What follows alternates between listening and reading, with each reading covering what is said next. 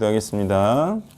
하나님, 우리가 하나님의 뜻을 알고 성막을 짓는 자들이 되길 원합니다. 신약의 성막을 지어서 하나님과 함께하는 자들, 그리고 하나님과 함께 하나님의 일을 하며 하나님과 함께 기뻐하는 참 하나님의 말씀이라는 지혜를 충만히 가진 자들로 하나님의 뜻을 행하는 그런 사역자들이 모두 되길 바라며 예수님의 이름으로 기도했습니다. 아멘. 네, 출애굽기 36장 8절에서 38절인데요. 다 읽고 한 번에 메시지를 하겠습니다. 일하는 사람 중에 마음이 지혜로운 모든 사람이 열폭 휘장으로 성막을 지었으니 곧 가늘게 꼰 배실과 청색, 자색, 홍색 실로 그룹들을 무늬 놓아 짜서 지은 것이라.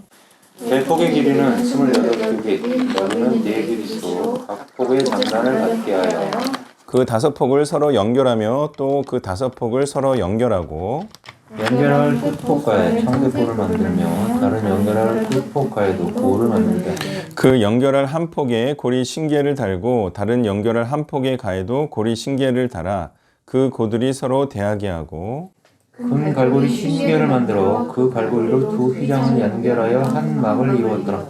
그 성막을 덮는 막 곧 휘장을 염소털로 만들되 11폭을 만들었으니 각 폭의 길이는 30규빗, 너비는 4규빗으로 11폭의 장단을 갖게 하여 그 휘장 5폭을 서로 연결하며 또 6폭을 서로 연결하고 휘장을 연결할 끝폭가에 고리 신계를 달며 다른 연결할 끝폭가에도 고리 신계를 달고 또 갈고리 신계를 만들어 그 휘장을 연결하여 한 막이 되게 하고 붉은 물들인 순양의 가죽으로 막의 덮개를 만들고 해달의 가죽으로 그 윗덮개를 만들었더라. 그가 또 조각목으로 성막에 세울 널판들을 만들었으니 각 판의 길이는 10규빗, 너비는 1규빗 반이며 각 판에 두 촉이 있어 서로 연결하게 하였으니 성막의 모든 판이 그러하며 성막을 위하여 널판을 만들었을 때 남으로는 남쪽에 널판이 20개 그 20개 널판 밑에 은받침 40개를 만들었을 때 그 널판 밑에도 두 받침이 그 두 촉을 받게 하였고 저 널판 밑에도 두 받침이 그 두 촉을 받게 하였으며 성막 다른 쪽, 곧 북쪽을 위하여도 널판 20개를 만들며 또 은받침 40개를 만들었으니 곧 이 판 밑에도 받침이 둘이요 저 판 밑에도 받침이 둘이며 장막 뒤, 곧 서쪽을 위하여는 널판 6개를 만들었고 장막 뒤 두 모퉁이 편을 위하여서는 널판 2개를 만들되 아래서부터 위까지 각기 2겹 두께로 하여 윗꼬리에 이르게 하고 두 모퉁이 쪽을 다 두리하니 그 널판은 8개요 그 받침은 은받침 16개라 각 널판 밑에는 2개씩이었더라. 그가 또 조각목으로 띠를 만들었으니 곧 성막 이쪽 널판을 위하여 5개요 성막 저쪽 널판을 위하여 5개요 성막 뒤 곧 서쪽 널판을 위하여 5개며 그 중간 띠를 만들면 널판 중간이 끝에서 저 끝에 미치게 하였으며 그 널판들을 금으로 싸고 그 널판에 띠를 꿰 금고리를 만들고 그 띠도 금으로 쌌더라. 그가 또 청색, 자색, 홍색 실과 가늘게 꼰 배실로 휘장을 짜고 그 위에 그릇들을 정교하게 해놓고 조각목으로 4기둥을 만들어 금으로 쌌으며 그 갈고리는 금으로 기둥의 4받침은 은으로 부어 만들었으며 청색, 자색, 홍색 실과 가늘게 꼰 배실로 수놓아 장막문을 위하여 휘장을 만들고 휘장문의 기둥 5과 그 갈고리를 만들고 기둥머리와 그 가름대를 금으로 쌌으며 그 5받침은 놋이었더라. 아멘. 자, 어디서 많이 본 내용이죠?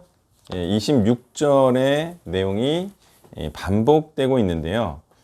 자, 이유는요. 26장에서는 하나님께서 모세에게 하신 말씀이고요. 여기서는요. 모세가 받아서 전한 말씀대로 성막을 지었다는 내용이기 때문에 내용은 같아도 의미가 다르죠. 자, 모세가 하나님의 말씀을 받기는 했지만 이스라엘이 지금 36장 8절에 이르러서 실천하기까지는 아주 많은 일들이 있었습니다. 자, 이 차이가 크다 이거예요. 무슨 내용들이 있었냐면 그 우상 숭배를 해서 첫째 돌판이 깨지는 일이 있었고 그래서 형제여도 같은 자들을 3,000명이나 죽일 수밖에 없었던 일이 있었고요. 그리고 나서 또 용서를 빌어서 겨우 용서를 받고 나서 부살렐과 오홀리압을 세우고 또 그들이 지혜로운 자들에게 성막 만드는 법을 또 가르쳐주고 또 성막 재료들을 모으고 해서 이때 마침내 성막을 만들었던 것입니다. 자, 그러니까 27장부터 36장 7절까지의 모든 내용이 성막을 짓기 위한 준비였다고 보면 되겠는데요. 이 준비하는 일들 중에는 제사장의 옷을 만들고 제사장의 일을 할 사람을 준비시키는 일도 있었던 것입니다. 그냥 성막 만든다고 해서 딱 성막 만드는 일로 다 되는 게 아니고 성막 만들기까지도 참 힘들었고요.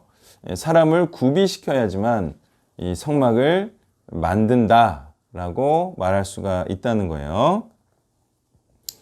자, 그래서 이 모든 하나님의 말씀을 이해하기 위해서는 광야에서 이스라엘이 할 수 있는 최대치의 역량을 발휘해야지만 하나님의 이 모든 명령을 지킬 수가 있었고요.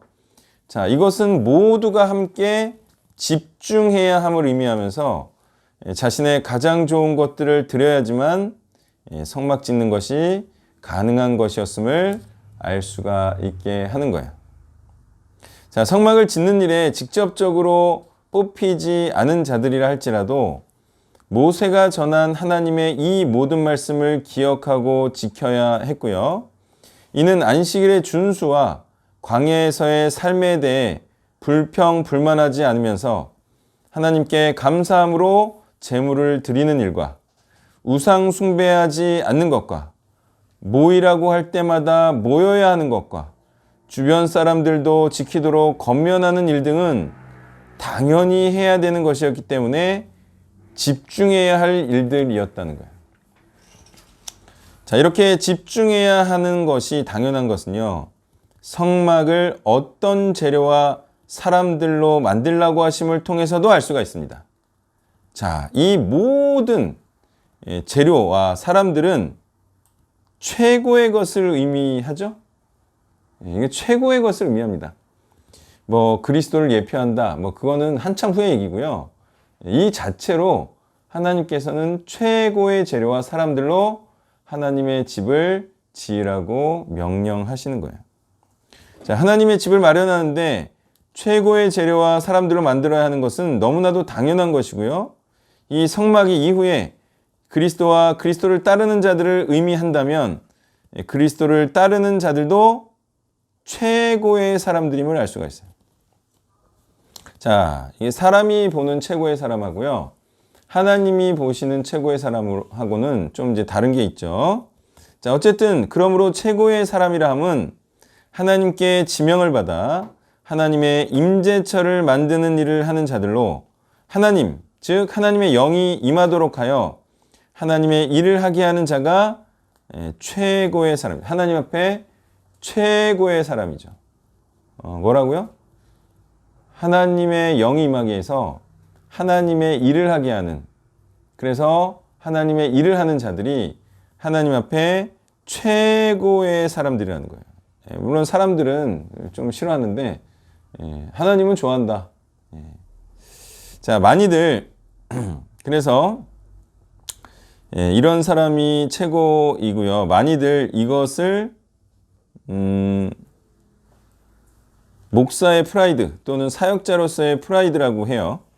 그러니까 이제 사람들은 못 알아줘도 하나님은 알아주기 때문에 나는 프라이드가 있다, 이렇게 얘기를 하는데, 문제는 돈이 없다고, 권세가 없다고, 사역을 구걸하듯 그렇게 하고 있는 것은요, 자부심이 없는 거죠. 하나님 앞에서 나는 존귀한 자이다, 이런 자부심을 갖고 사역을 해야 되는데, 뭐 사람한테 구걸하듯 이렇게 하는 건요, 그거는 자신을 프라우드하게 생각하지 않는 거예요. 다만 하나님을 기쁘시게 해드리겠다는 간절함과 사단과 싸우고 있다는 담대함을 가지고 사역하면 되는 거예요. 자, 이는 하나님의 임재처를 만들어가고 있는 것이 맞다면 하나님께서 반드시 함께 하시고 도우실 것이라는 믿음이 있어야 한다는 것을 의미하는 것입니다. 자꾸 돈 없다, 권세 없다, 이거 가지고 괴로워하고 자기할 필요가 없어요. 나는 하나님께서 기뻐하신 자다. 나는 하나님의 일을 자랑스럽게 하는 하나님께서 존귀하게 여기는 자이다. 자, 이런 자긍심을 가지고 단지 간절한 심령으로 담대하게 그렇게 사역하면 하나님께서 당연히 돕죠. 이런 믿음 위에 서야 한다는 거예요. 그러니 항상 유념해야 하는 것은요. 내가 하나님의 임재처를 만들고 있는 자이냐 아니냐. 자, 이건 또 무슨 말이냐면 내가 하나님의 말씀대로 양육하고 있느냐 아니냐에 집중해서 사역을 해야지 너무 어떻게 하면 사역이 잘 될까를 신경 쓰면 말씀을 변형시키게 되는 거예요. 예. 자, 이게 이제 사역이 올바른 말씀을 전하느냐 아니냐에 집중하지 않고 어떻게 하면 사람을 끌어들이고 이렇게 이제 마음을 쓰면요. 어떻게 되냐면 말씀을 이렇게 맞추고 저렇게 맞추고가 되는 거예요. 그것이 또한 사람이 보기에 좋은 장막을 만드는 것이 되는 거죠. 그렇게 다 사역이들이라는 게 사람 쫓아가다가 사람 기호 쫓아가다가 말씀이 변형돼 버렸잖아요. 예. 몹시도 많은 사람들이 구름대처럼 몰려서 말씀을 듣길 원하겠지만요. 그거는 사람들이 하나님을 주인으로 섬기는 자들이 많겠어요? 자신을 주인으로 섬기는 자들이 많겠어요? 예? 국민들이요. 제일 좋아하는 게 뭔지 아세요? 권력은 국민으로부터 나온다. 이걸 그렇게 좋아해요. 예? 모든 권력자들은 국민을 위해서 권력을 사용해야 된다. 이거 되게 좋아하죠. 그러니까 자기 숭배자들이 훨씬 많은 거예요. 모든 권력은 하나님으로부터 나온다. 모든 권력은 하나님을 위해서 써야 된다. 모든 돈은 하나님을 위해서 써야 된다. 이렇게 생각하는 사람 별로 없잖아요. 구름대처럼 몰려들 리가 없습니다. 몰려든다면 우상 숭배자들이지. 그러니까 그런 헛꿈은 버리고 올바른 말씀을 전해서 소수라도 구원시키자. 이런 마음으로 사역을 해야 말씀을 변형시키질 않는다고요. 그러므로 하나님 앞에 최고의 사람이란 말씀을 있는 그대로 전해서 성령이 임하는 사람을 만들어내는 사람이라 하겠는데요. 근데 완곡하게 말하거나 틀린 말씀을 전해서 그런 말씀을 받아들이고 성령을 받은 줄로 알 것 같으면 그것은 성령을 받게 한 것입니까? 아닙니까? 네. 아니 말씀을 이렇게 낮춰가지고 그 정도만 해도 구원받는다 이렇게 해가지고 자기도 성령을 받은 줄 알아? 그게 성령을 받은 거겠냐 하는 거예요. 그러니까 천상 말씀을 낮출 수가 없어요. 진짜 성령을 받게 하려면. 그러니 어차피 성령의 임재처를 만들려 한다면 올바르고 정확한 말씀을 전할 수밖에 없는 거예요. 나도 그렇고 너도 그렇고 믿게 하는 척 나도 믿는구나 이렇게 속을 수는 있어도요. 그건 정말 성령을 임하게 하는 게 아니잖아요. 어쩔 수 없습니다. 이게. 정말 성령이 임하게 하는 게 맞다면 말씀을 낮출 수가 없어요. 그러니 제가 보니 성령이 임한 자의 영은 확실히 지도하는 자들의 영이더라고요. 또는 하나님의 일에 적극적으로 임하는 자들의 영이더라고요. 안 그렇겠어요? 성경이 그렇게 말하고 있는데 지도하는 자이거나 적극적으로 하나님의 일을 하는 자들이 성령을 가진 자들의 영이더라 하는 거예요. 자, 그래서요. 빨리 성령을 받아서 지도하는 자가 되길 바라고요. 직접적으로 성령이 임하게 하는 복음 전파의 일, 하나님의 임재처를 마련하는 그런 자들이 되시기를 바랍니다. 말씀을 정리하면 성막을 짓는 자가 됩시다. 성막을 짓는 자가 돼야 돼요. 누구처럼 포기하지만 않으면 누구나 구원의 일은 할 수가 있어요. 누구나 복음 전파의 일은 할 수가 있어요. 누구처럼 한다고 했다가 중간에 포기하지만 않으면 누구나 할 수 있어요. 마지막 기회가 언제예요? 일반적으로? 정년 퇴직하고도 기회가 와요. 네? 어때요? 죽을 때까지 포기만 하지 않으면 다 가능할까요? 네. 그러니까 기회는 항상 있는데 자기가 포기하는 거지. 예? 처자식을 위해서 포기하고 월급을 위해서 포기하고 노후의 보장을 위해서 포기하고 그래서 그런 거지 포기하지만 않으면 기회는 있어요. 예?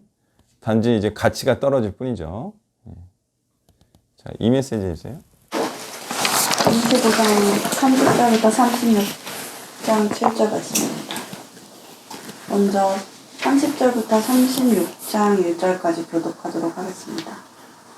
모세가 이스라엘 자손에게 이르되 볼지어다 여호와께서 유다 지파 훌의 손자요 우리의 아들인 부살레를 지명하여 부르시고 하나님의 영을 그에게 충만하게 하여 지혜와 총명과 지식으로 여러 가지 일을 하게 하시되 금과 은과 노수로 제작하는 기술을 고안하게 하시며 보석을 깎아 물리며 나무를 새기는 여러 가지 정교한 일을 하게 하셨고 또 그와 단지파 아이사막의 아들 오홀리압을 감동시키사 가르치게 하시며 지혜로운 마음을 그들에게 충만하게 하사 여러 가지 일을 하게 하시되 조각하는 일과 세공하는 일과 청색, 자색, 홍색실과 가는 배실로 수놓는 일과 짜는 일과 그 외 여러 가지를 하게 하시고 정교한 일을 고안하게 하셨느니라.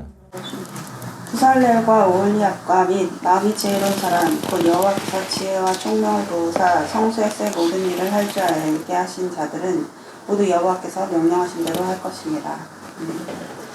앞에 본문에서 모세는 마음이 감동된 자와 자원하는 모든 자는 회막과 거룩한 옷을 지키기에 사용될 귀한 것을 가져오라고 말합니다. 그리고 오늘 본문 30절에서 여호와께서 성막을 지을 자로서 부살렐을 지명하여 부르셨다고 전달합니다.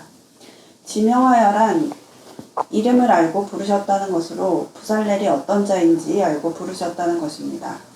바울을 부르신 것도 복음과 율법을 아주 정교하게 비교하여 잘 가르치고 전할 수 있는 자였기 때문에 이방인의 사도로 부르신 것처럼 부살렐도 회막과 회막의 집기를 가장 잘 지을 수 있는 최적임자였음을 알 수 있습니다.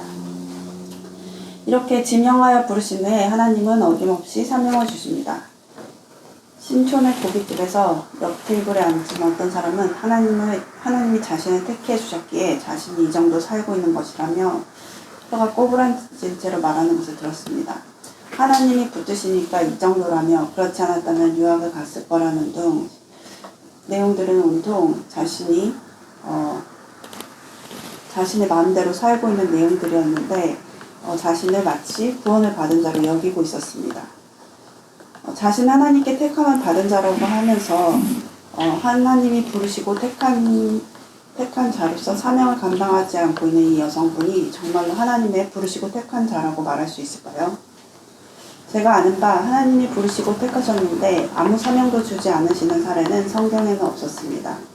하나님은 사람을 부르시고 반드시 그에게 사명을 주십니다. 아담에게도 아브라함에게도 모세에게도 부살레에게도 마찬가지입니다.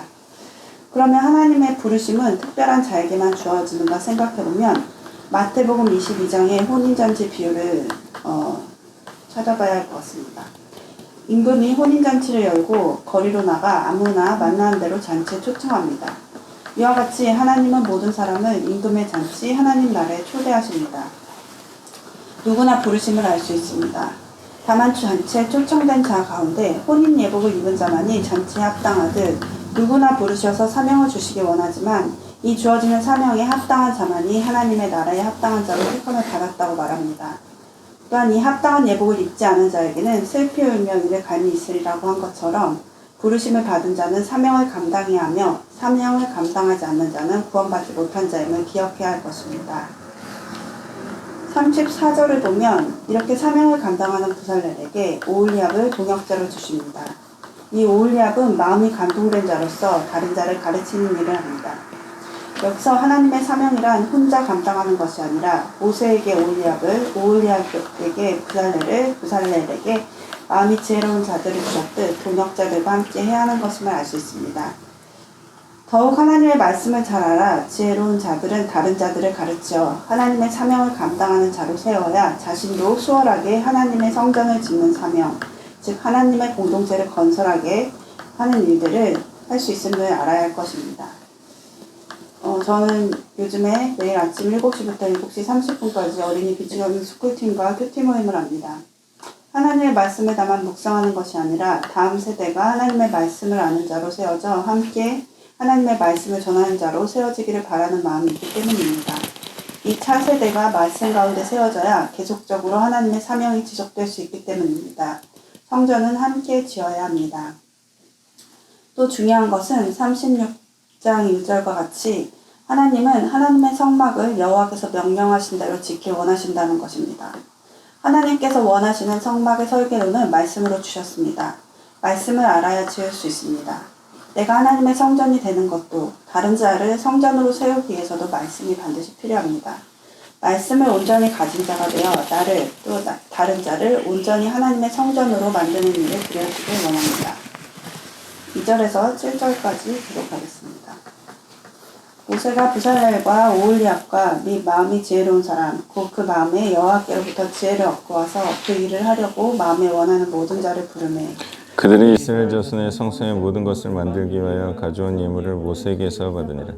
그러나 백성이 아침마다 자원한 예물을 연하여 가져왔으므로 성소의 모든 일을 하는 지혜로운 자들이 각기 하는 일을 중지하고 와서 모세에게 말하여 이르되 백성이 너무 많이 가져오므로 여호와께서 명령하신 일에 쓰게 남음이 있나이다. 모세가 명령을 내리니 그들이 진중에 공포하여 이르되 남녀를 막론하고 성소에 드릴 예물을 다시 만들지 말라 하매 백성이 가져오기를 그치니 이는 재료가 모든 일을 하기에 넉넉하여 남음이 있었더라. 7절과 같이 넉넉하게 준비된 재료들을 모세는 부살렐과 오홀리압과 마음이 지혜로운 자에게 나누어 줍니다. 2절에 마음이 지혜로운 사람이란 여호와께로부터 지혜, 즉 말씀을 받고 나서 하나님의 일을 하기를 마음에 원하는 자를 의미합니다. 원하는 이란 마음을 기꺼이 가지고 나아오는, 즉 자발적으로 자원하여 나오는 것을 말합니다. 일을 할 때 자발적으로 원하는 자와 함께하면 당연히 효율은 좋을 수밖에 없습니다. 이들은 기꺼이 이 일들을 하면서 신속하고 정교하게 말씀하신 그대로 그 일들을 진행했을 것입니다. 이런 자들에게 차고 넘치는 헌물을 나누어주는 모세의 기쁨은 더욱 컸을 것입니다. 공동체가 죄를 청산하고 다시 주 앞에 서고 하나님이 말씀하신 대로 성도들이 자원하는 풍성한 제물로 함께 지혜로운 자들과 하나님의 성전을 지을 수 있는 이 상태는 매우 복된 상태입니다. 말씀을 마무리하겠습니다. 다른 영혼을 하나님의 말씀과 복음으로 온전히 세울 수 있는 충분한 말씀이 있는 복된 자가 되어야 할 것입니다. 또한 이 일을 함께 함에 있어서 기꺼이 원하는 마음으로 해야 할 것입니다. 이 두 가지가 마련되어 충분히 하나님의 성전된 헌신된 성도들을 많이 세우는 제가 우리 공동체가 되기를 소망합니다. 네, 아멘. 자, 이제 30절에 보니까 지명하여 부르시고, 이게 이제 하나님께서 왜 이름을 불렀냐? 하나님의 일을 시키려고 불렀다. 그래서 부르심을 받은 자. 이런 자들은 다 하나님의 일을 한다 이거예요. 부르심을 받은 자. 그러니까 소명을 받았다. 이런 사람들이 다 이제 사역자죠. 부르심을 받았다. 그런 사람에게 하나님의 영이 충만하게 임한다. 그래서 하나님의 일을 하는 자가 된다. 자, 그래서 성령이 임하면 땅끝까지 복음을 전파하는데 그거는 하나님의 일을 하는 사역자가 된다는 뜻이죠? 네? 성령이 임했는데 뭘 하겠습니까? 당연히 하나님의 일을 하는 거죠. 자, 근데 이제 또 중요한 것이 하나님께서 누구를 부르시냐 하는 거예요. 누구를 부르신다라고 돼 있어요? 신약에? 아무나 부른다. 이렇게. 아무나 천국잔치에 초대해서 부른다. 그러니까 또 하나님이 부른다는 것은 또 천국으로의 초대를 의미하네요. 그럼 누가 천국 간다? 하나님의 일을 하는 자들이 천국으로 초대가 된다. 그 마찬가지죠. 빛을, 기름을 이제 고갈시키지 않고 계속 빛을 비춰야죠. 그래야 신랑이 오실 때 천국 잔치에 들어간다 그러죠. 복음의 빛이겠죠, 당연히. 성령으로 계속 하나님의 말씀으로 계속 빛을 비춰야죠. 말씀이란 빛을 죄악을 밝히는. 그러니까 계속 말씀을 전하는 사람만 구원받는다 이거예요. 그러니까 너무나 명확한 거예요.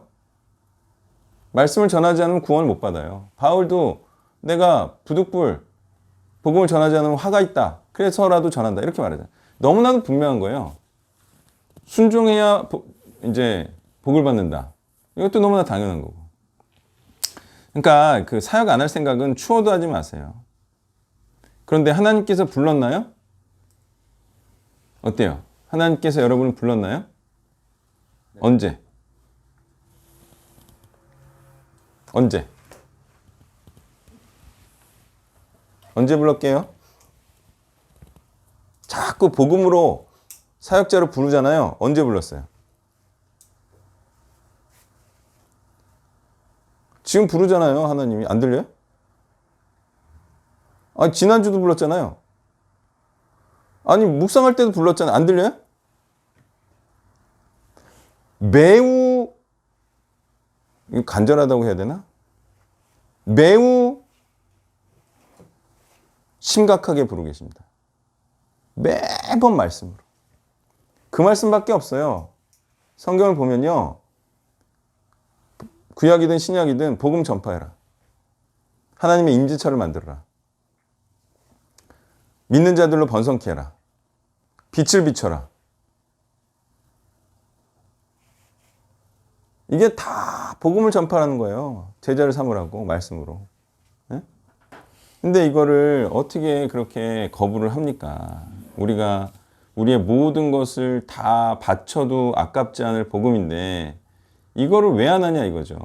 이거는 매우 이상한 겁니다. 매우 악한 거고요. 버팅기는 거예요. 하나님 말씀에 대해서. 복음을 전해야 되고요. 그것도 아무것도 이제 없어가지고 그냥 불신천당, 불신지옥, 예수천당 이거 그렇게 간단하게 전하지 말고요. 지하철 같은 데서 그냥 예수 믿으세요 이렇게 할 게 아니고요. 이게 지혜가 충만하다 그러잖아요. 말씀이 충만해야죠. 전할 말씀을 많이 해가지고 저는 그것도 좋은 것 같아요. 이렇게 말씀을 매일 녹음을 해가지고 그걸 가지고 이제 용산역을 가는 거지. 어때요? 그 내용 있네? 이럴 거 아니에요. 예? 그 틀어놓고 나는 빠지는 거지. 왜냐면 딴 일 해야지. 예? 아니면 알바를 쓰면 돼요. 그죠? 예. 그런 건 좀 괜찮을 것 같아요. 내용 있는 메시지로 해가지고 그런 거를 하든지. 어쨌든 말씀을 전해야죠. 그리고 이 깊이 있는 말씀을 전해야죠. 자, 그 다음에 하나님의 일인데 잘해야죠. 예, 다시 한번 말합니다. 하나님의 일을 잘한다는 것은 어떻게 한다는 것을 의미한다? 하나님의 일을 잘한다는 것은 세상 개념과 달라요. 세상은 그냥 잘 팔리면, 사람들이 많이 사주면 이게 잘하는 거라고 생각하는데 하나님의 사역은 개념이 좀 달라요. 어떻게 해야 잘하는 거예요?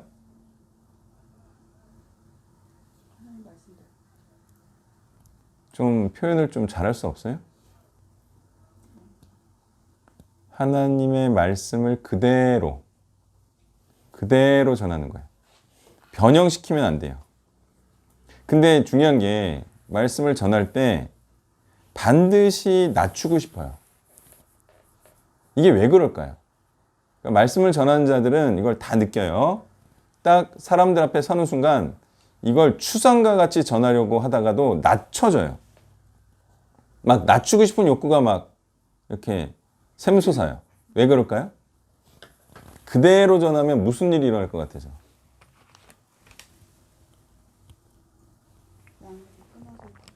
그렇지. 그대로 느껴요? 좀 하니까 이제 느껴요? 그대로 전하면 뭐가 되냐면 너는 구원받은 상태가 아니야. 이게 되거든요. 그럼 그 사람이 이제 느껴요. 사람이기 때문에 그럼 너 나 지금 정죄하는 거냐? 왜 이렇게 되는 거거든요. 나 축복하는 거 아니냐? 이렇게 되는 거거든요. 너 나 저주하는 거지? 이렇게 돼요. 그러면 이제 그대로 전하면은 양육을 이제 끊어버릴 거기 때문에 은근히 돌려칩니다. 예? 꼭 그렇다는 건 아니고 이렇게 가는 거죠. 표현이 완곡하게 가고. 자, 또 있어요. 말씀을 낮추고 싶어요. 자꾸 말씀을 선포할 때 사람들을 보면 모르면은 또 괜찮을 수도 있는데 알게 되면은 이제 낮추고 싶은 이유들이 또 뭐가 있어요. 예, 관계가 안 좋아지는 거. 일단 분위기가 안 좋아지고 주눅을 들어요. 일단 주눅부터 든다니까요. 제가 그 1메시지 전할 때 성령의 영은 지도자의 영이다. 또 적극적으로 하나님의 일을 하는 영이다라고 했을 때 감정이 어땠어요? 유쾌하지 않았죠? 적극적으로 앞장서서 누구보다. 그러니까 이게 주눅이 드는 분위기가 싫어. 말씀을 전하고 나서 나도 기쁘고 싶지. 근데 전하고 나서 굉장히 민망해져요. 굉장히 분위기가 안 좋아져. 응? 그럼 다 내 책임 같고, 그죠? 나도 분위기 좋은 거 좋아하는데 나라고 분위기 안 좋은 거 좋아하겠습니까? 분위기 좋은 걸 좋아하는데 설교만 하면 시무룩해져. 다 눈 깔고 주눅이 든다 이거예요. 분위기가. 응? 또 중요한 게 공격은 이제 딴 교회에 가서 설교하면 공격 들어오죠. 근데 또 중요한 게 안 하려고 해요. 어차피 하라 그러잖아요. 어차피 성막을 지읍시다 그러면 마음 가운데는 안 하려고 하는 게 이제 많아요. 뭐 알겠습니다. 그리고 난 속마음은 안 하려고 하는 거지. 그게 느껴져요. 그게 한두 해도 아니고 적극적으로 할 마음이 없어. 그냥 그래도 전하시는 말씀이 맞으니까 내가 듣는다. 이게 느껴져요. 그러니까 이거를 자꾸 저도 이렇게 독려해주고 싶고 막 이렇게 합시다, 축원합니다 이렇게 하고 싶은데 이게 안 하려는 마음이 딱 느껴지면 그것도 사실은 파이팅 합시다. 뭐 파이팅 안 하는데 뭐. 그러니까 자꾸 낮추는 거예요. 다시 말해서 이 말이 무슨 말이냐면 성령을 거부해요. 성령을 거부해요. 성령 임해서 막 땅끝까지 복음을 전하고 싶은 마음이 막 이렇게 충만해야 되는데 이게 너무 부담스러운 거지. 진짜 성령 임하면 진짜 그래요. 땅끝까지 복음 전하고 싶고 막 그러거든요. 그리고 막 주변 사람들도 막 이렇게 독려하고 복음이 최고다 이렇게 항상 말하고 다니고 뭐 하여튼 가진 수단을 다 써서 이렇게 해요. 그러나 상처도 받고 다시 일어나고 하는데 이제 그거를 안 할 것 같으니까 굳이 막 그런 파이팅도 못 해치는 거죠. 그러니까 말씀을 막 튕겨내는 게 보이니까 어차피 해도 안 되겠지 이런 생각에서 안 하고요. 어제 간사님들 회의에서도 그 얘기 나온 거 아닙니까? 목사들이 아는 것 같은데 안 하는 것 같다. 아는 것 같은데 그럼 어차피 진짜를 말하면 떠나갈 거니까 이렇게 좀 우회적으로 낮춰서 안 해도 되는 것처럼 이렇게 말하지 않느냐. 분명히 그런 목사들도 많이 있을 거예요. 물론 몰라서 하는 목사들이 더 많겠지만 제가 볼 때 분위기가 안 좋아져요. 교회가 상당히 안 좋아집니다. 뭐 다 정죄받고 저주받고 그래서 화를 내는 사람들도 많았어요. 저한테 위로받으려고 하는데 그렇게 치는 선교를 하면 또 되겠냐. 아니 뭐 지옥 갈 자를 쳐서 분발케 해야지 그걸 어디다 축복을 합니까?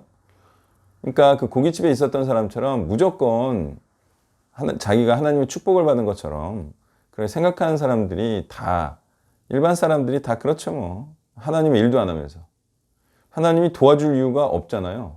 근데 도와주고 있다라고 생각을 굳게 믿고 있죠. 자, 그 다음에 이 모세의 때를 보니까 막 일할 사람들 하니까 오고 성전 재료들 바치라 그러니까 막 바치고 차고 넘쳤잖아요. 부럽죠? 부럽죠? 그러면 지금 그 시대가 아닌데 어떻게 해야 돼요? 부러워만 하면 됩니까? 아니 안 갖고 오면 안 갖고 오는 대로 해야죠. 어려우면 어려운 대로 해야 돼요. 이걸 가지고 막 부러워하고 쟤는 장동건이고 나는 난데 왜 이렇게 하나님은 나를 이렇게 해. 아무 소용 없어. 장동건은 장동건의 삶을 사는 거고 난 나의 삶을 사는 거고 그죠? 근데 그 예전에 이런 이슈가 터졌잖아요. 남자 연예인들이 막 이렇게 논다. 그죠? 여자들하고 논다. 이 이슈가 터졌죠? 근데 가만히 보니까 이병헌도 그렇고 장동건도 그렇고 어떤 사람들이었어요? 잘 나갈 때. 모든 이성들의 어떤 이목을 집중해 그런 영광을 맛본 자들이었죠. 근데 나이가 들면서 그 영광이 어때요? 점점 사그러들죠. 그때 영광을 계속 느끼고 싶어 하는 거예요. 이종 격투기도요. 이 챔피언을 수년 동안 이제 했던 사람을 쓰러뜨리고 챔피언이 되면 그 영광이 어떻겠어요? 마침내 이세돌이 이창호를 꺾고 왕자의 자리에 오를 때 그 영광처럼 7, 8년 군림하던 자를 꺾고 챔피언에 오른 자의 영광이 어떨 것 같아요? 어마어마하죠? 근데 그 사람도 세월이 지나서 또 다른 젊은이에게 꺾이고 다시는 왕자의 자리에 오르지 못하는 그런 사람이 되거든요. 근데 그런 사람들이 꿈에도 그리는 게 뭔지 아세요? 나이가 들지만 예전의 영광을 다시 한번 맛보고 싶다. 네? 어때요? 그들의 삶도요, 어차피 영광에서 내려오는 삶이고, 내려올 때는 누구보다도 처참할 수밖에 없는 그런 사람들이에요. 그러니까 부러워하기보다는 그냥 내가 내 삶에, 내 상황에서 최선을 다하면 돼요. 그죠? 자, 우리 상황은 사실은 저는 이렇게 잘 사람 많은 교회 이런 교회를 보면 부럽긴 하지만 저는 소망이 있음에 감사해요. 소망이 있다는 건 뭐냐면 우리가 할 수 있는 게 있다는 게 감사하다는 거예요. 절망적인 게 뭐라고요? 할 수 있는 게 없잖아요. 그때는 절망적이에요, 그게. 저도 몇 개월 그 시절을 맛봤잖아요. 여러분 모르겠지만 정말 할 사역이 없어서 하루는 수지에서 간호사 원장, 그 간호사들 상대로 사역하려고 만났는데 5분 만나주고 그냥 갈 수밖에 없었어요. 아무 소득 없이. 그때 그 처참함을 아세요?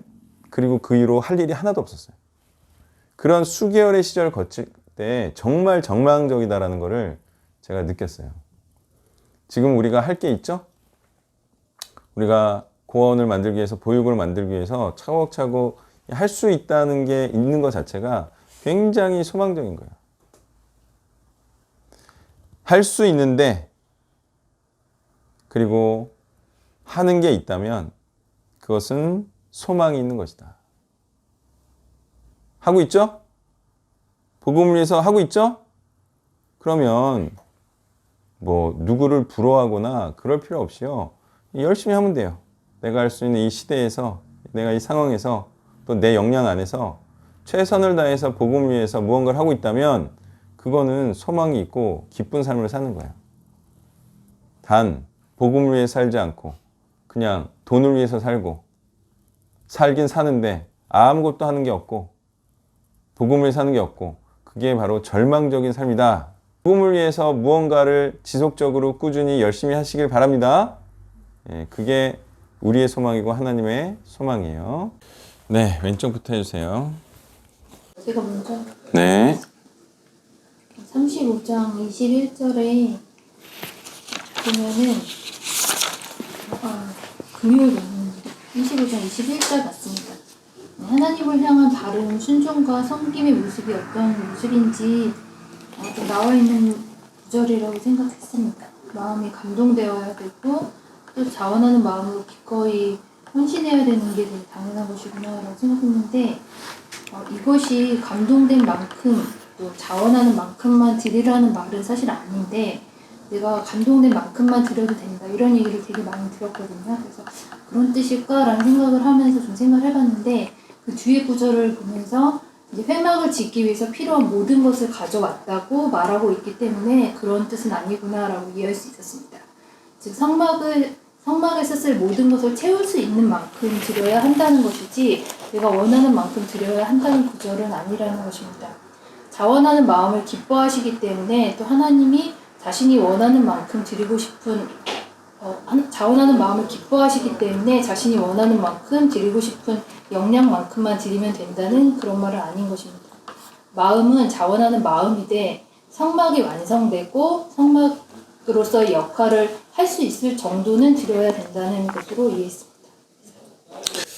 네, 이제 하나님께 귀한 거를 드려라 또는 너의 삶을 드려라 이렇게 하면 당연히 귀한 것도 드리고 생명까지도 드려야 되는 게 맞는데 왜 안 드리냐 이거예요. 아니 드리라고 하면 드리지 왜 말이 많아 이게 아니고 자원하는 심정으로, 이게 뭐냐면 기쁘게, 하나님께 드리는 것은 기쁘게. 왜 안 드리냐 이거예요. 뭘 모르는 거죠. 뭘 모르는 것 같아요? 하나님이 달라 하면 드리고, 하나님께서 바치라고 하면 바치고, 인생을 드리라고 하면 헌신하고, 그럼 되잖아요. 근데 왜 안 하냐 이거예요. 다른 게 더 좋은 게 뭐가 있나 싶은 거야. 내 인생을 다른 데 쓰면 뭐 더 좋은 게 있나 싶은데 인생을 몰라서 그런 거예요. 인생을 몰라서. 보통 이제 젊은 친구들이 그런 함정에 빠지거든요. 지금 이제 같은 사무실에 있는 노무사가 나이가 30이에요. 그래서 만나서 제가 이제 고아원 비전 얘기도 하고 20억이 필요하다. 나 20억을 벌기 위해서 이렇게 돈 버는 일을 하고 있다. 그랬더니 그 친구는 보기 드물게 오랜만에 뭔가 이제 신선한 충격을 받은 것 같다 하면서 이걸 좀 받아들이더라고요. 애가 괜찮은 친구예요. 그래서 이제 엊그제는 내 옆으로 이렇게 쭉 오더니 20억 어떻게 벌죠? 그러는 거예요.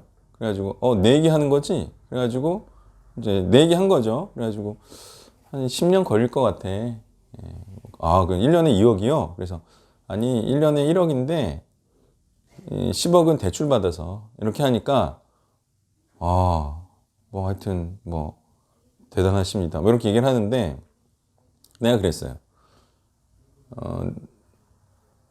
뭐 노무사가 내 나이 되면 나보다 더 벌 거라고 그랬더니 뭐라 그럴게요? 전 한 달에 2억 벌 건데요? 그런 거예요. 그냥 인생을 알아야 몰라요. 그러니까 청년들이요. 그런 식으로 인생을 쉽게 봐요. 그 친구가 그렇다는 게 아니라 최근에 나간 애도 어제 간사회 때 들어보니까 자기는 중간사나 나보다 사역을 더 잘할 자신이 있다는 거예요. 미친 거지. 그 청년들이 그래야 안 그래요? 예전에 나간 걔도 그랬어요. 지가 뭐 엄청나게 사역을 잘할 거잖아. 근데 그 청년 때는 또 그런 포부가 있어야 되죠. 근데 그게 동시에 인생을 모르는 거예요.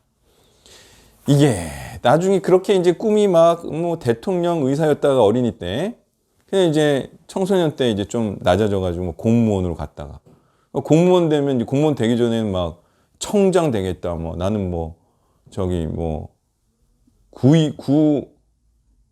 구청장이 되겠다. 막 이렇게 하다가 막 인생에 치이고 막 경쟁자들이 뭐 다 어마어마하잖아요. 그러면 겨우 이제 임원으로 갔다가 나중에 되면 이제 정년퇴직으로 갔다, 그죠?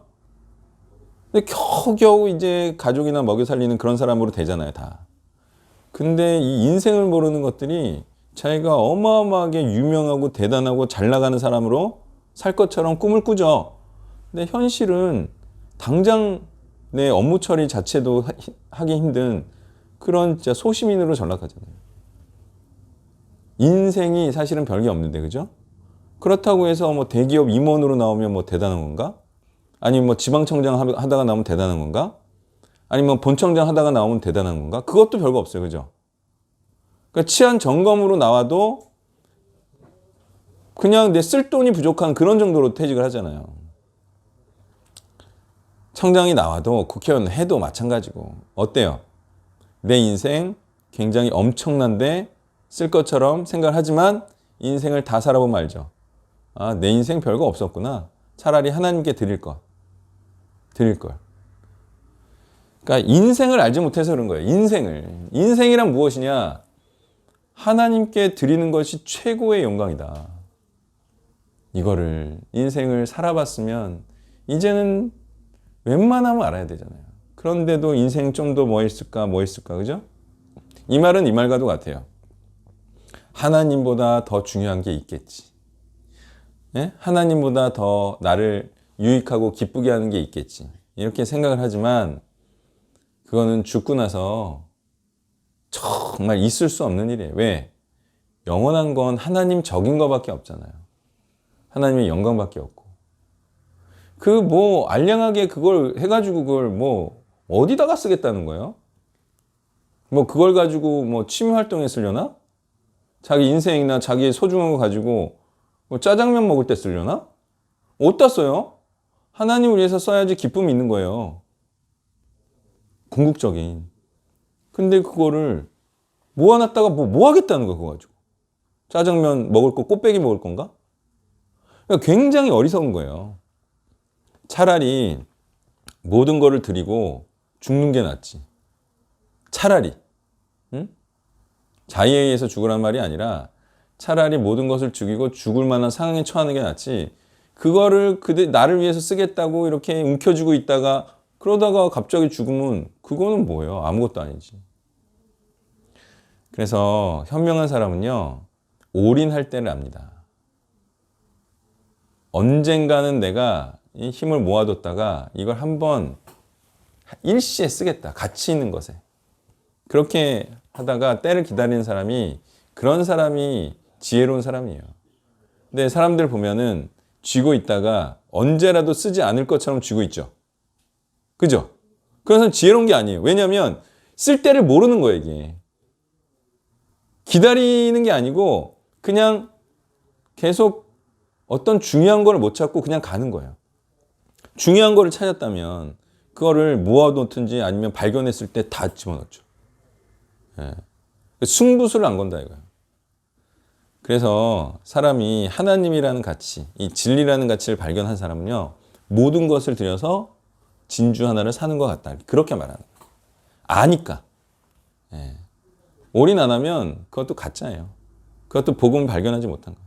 나를 위해 살 것을 마련해 놓고, 제가 말했죠. 다 쓰고 죽는 상황에 맞이하는 게 훨씬 낫다고. 그러면 천국 가거든요. 근데 다 쓰지도 않고 계속 질질질 끌다가 바치지도 않고 그냥 인생이 이럭저럭 하다가 죽어. 그거는 진주를 발견한 게 아니에요. 그건 진리를 알지 못하는 거예요. 딱 준비를 하든 아니면 현재 시점으로든 다 드리는 자가, 그게 진짜 하나님을 사랑하는 자다 이거죠. 네, 또 해주세요. 주일자 말씀인데요.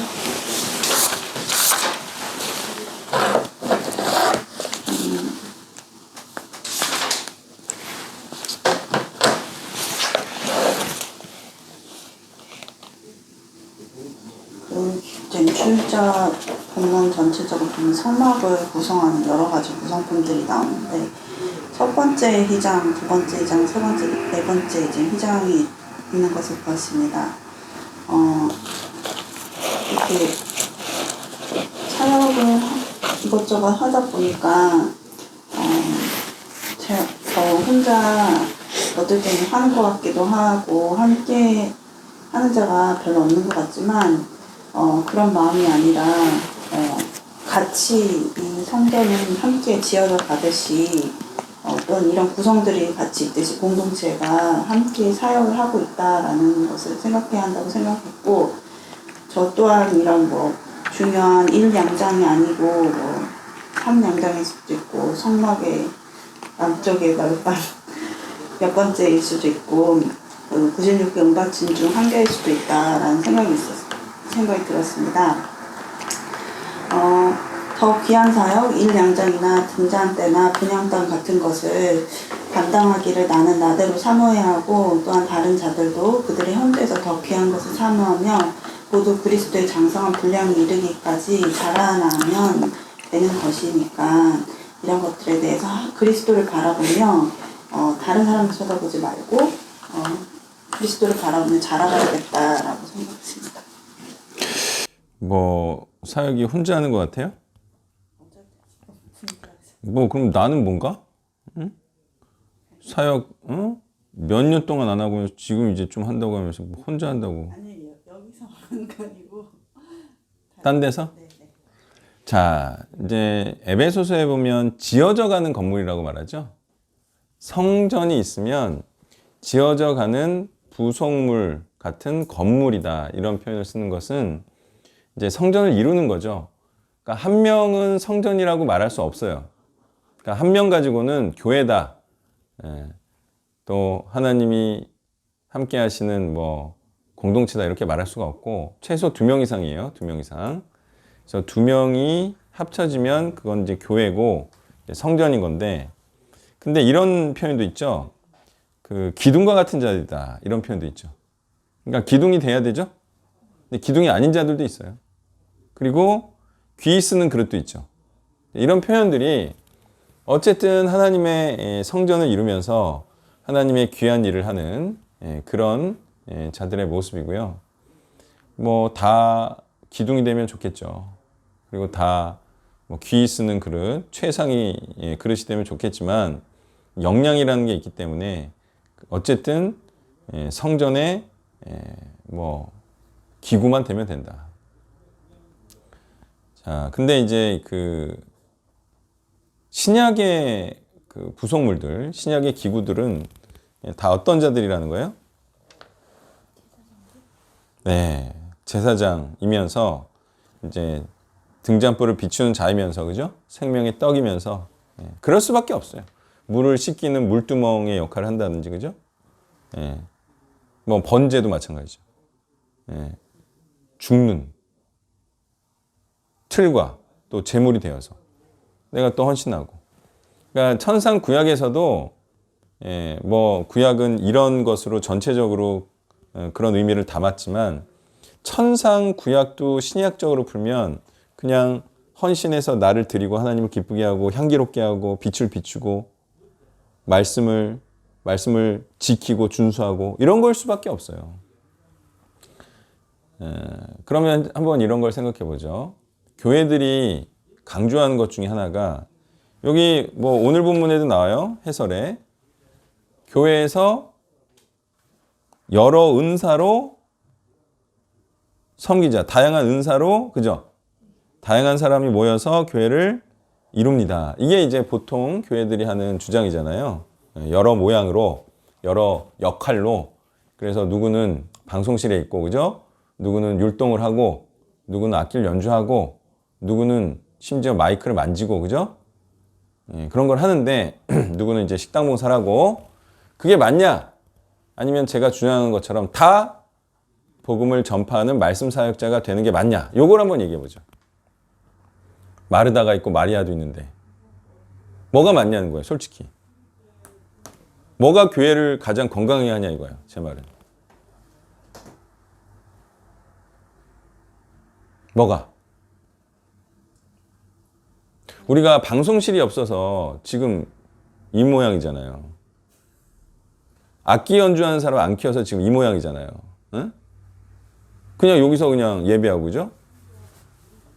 좋아. 피아노 있어. 피아노 연주하면 더 좋은 거 아닙니까?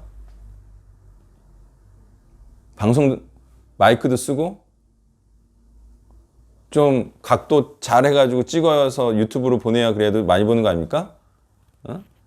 근데 우리는 왜 이런 식으로 하냐 이거예요.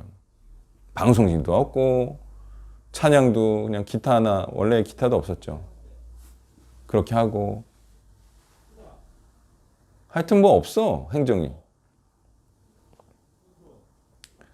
밥하는 사람 없어서 제가 했고 지금은 사 먹고.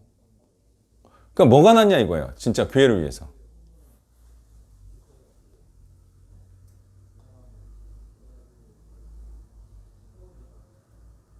어때요? 그냥 배치할까요? 식당 배치하고 돌아가면서 좀 마이크 세팅도 하고 방송실도 만들고 애들 율동도 하고.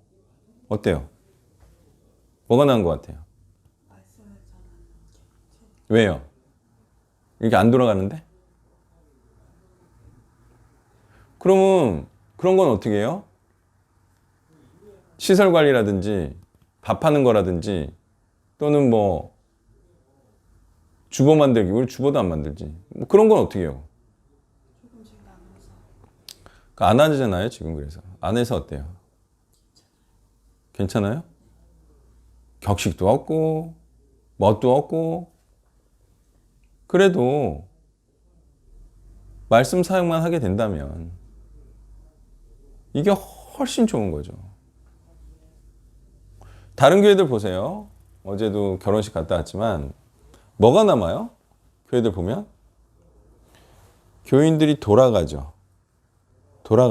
돌아가면서 끝까지 남아있는 사람도 끝내 어떻게 돼요? 끝내는 은퇴하죠. 그 남는 게 뭐예요 그러면? 그런 식으로 교인들이 이렇게 소위 현금 흐름이 좋은 것처럼 순환 이게 나가는 사람 나가고 들어오는 사람 들어와. 이런 식으로 운영되거든요. 오래 있는 사람들은 드물고 끝까지 거기에 있는 사람들은 뭐 장로, 권사님들 정도 수준이고 나머지는 다 이렇게 흘러가요. 이렇게 하고 또 장로, 권사님들도 있다가 이제 소위 은퇴를 하면서 교회를 남아있으면서 이렇게 거쳐가면서 교회에 남는 게 뭘 것 같아요? 이렇게 가면서. 이렇게 가면서. 뭐가 남는 것 같아요? 최고로 남는 좋은 거. 이렇게 흘러가면서 이렇게. 건물이라 하면 곧 돈이에요.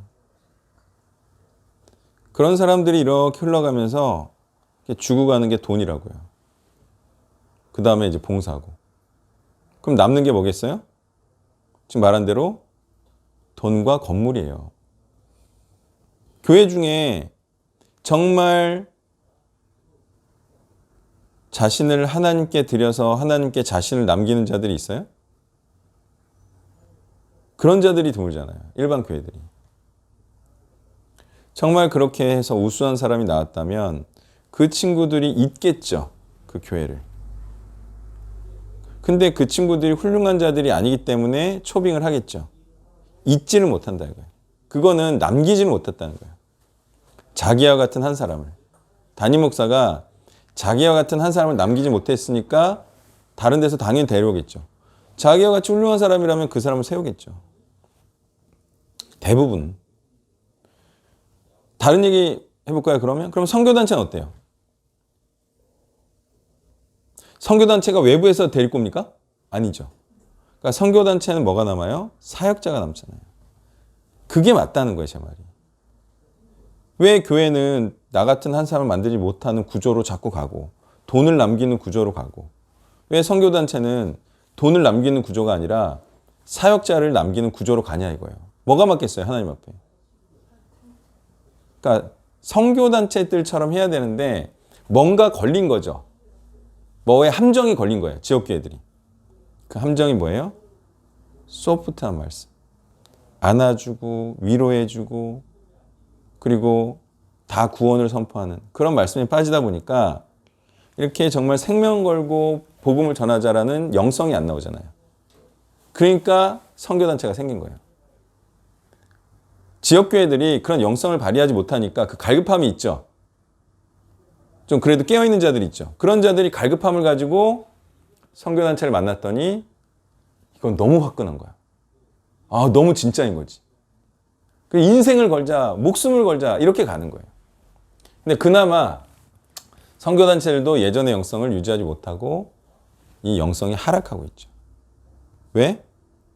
그거는 선교단체 출신들이 인생을 졸업하고 꺾고 살고 있으니까 그 사람들을 포섭해야 되죠. 그럼 메시지가 어떻게 되겠어요? 그 사람들은 포섭해야 되잖아. 정죄하면 안 되잖아요. 위대한 선배들을. 그러니까 전통이 생기면서 이제 단체들이, 선교단체들도 일반 교회에 다니는 사람들의 영성을 받아들이는 거죠. 그러니까 초창기의 선교단체들은 그렇지 않아요. 그냥 죽자. 이렇게 가죠. 그러다가 이제 전통이 생기면서 포용해야 될 사람이 많아지면서 말씀이 또 낮아지는 거예요. 그러니까 그걸 포기하지 않는 게 너무 힘든 거죠. 다 누구 책임이에요? 헌신하지 않는 자들의 책임이에요. 그들의 그 조금의 그 바램이 교회와 선교단체를 잡아먹는 거예요. 리더는 그거에 대해서 리더가 버텨야지. 아니, 리더도 이게 분위기 죽으면요. 단체가 그냥 죽어버려요. 그런 사람들한테 공격받고 그런 사람들이 뭐 이단이다 그러면 죽어버린다고요. 단체 자체가. 그럼 무서워서 그걸 어떻게 합니까? 정말 목숨 걸고 말씀을 뚜렷이 아는 사람이나 정말 목숨 걸고 사명자로 살지 않으면 구원을 받지 못한다라고 말하는 거지 성경 지식이 이렇게 이른 사람도 별로 없고 그죠? 이런 사람이 일단 없기 때문에 그렇고 분위기 보니까 그런 말씀 전했다가는 이거는 뭐 말씀도 아니야. 다 죽일 것 같고 이단으로 몰 것 같아. 그러면 못하는 거죠. 그래서 굽힌다고요. 그래서 보면요. 추상과 같이 전하던 그 선교단체 이제 사역자들이요, 뭐 앞에 굴복하는지 아세요? 이제 대중 앞에는 굴복하지 않아요. 그러다가 막 엄청나게 센 말씀을 전해요. 그러다가 결국에는 교단 앞에 무릎 꿇더라. 교단 앞에. 그래서 은혜로 구원받는다. 믿기만 하면 구원받는다. 에? 또 그쪽으로 가더라고. 왜? 교단은 힘이 세죠? 왜냐면 이단이라고 규정할 수 있는 그 권한이 누구한테 있는지 아세요? 그것도 권한이라는 게 있어요. 법이라는 게 있어요.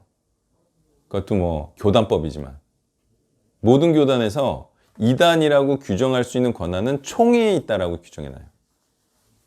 그러면 각 그 교파마다 총회가 있죠. 그 총회에서 그 어른들이 너 이거 이렇게 하고 저렇게 해라 그러면 그걸 안 따르는 순간 그때는 이단으로 지켜요. 큰 교단들에서. 그럼 말씀을 또 낮출 수밖에 없어요. 그죠? 은혜다. 예? 오직 믿음이다.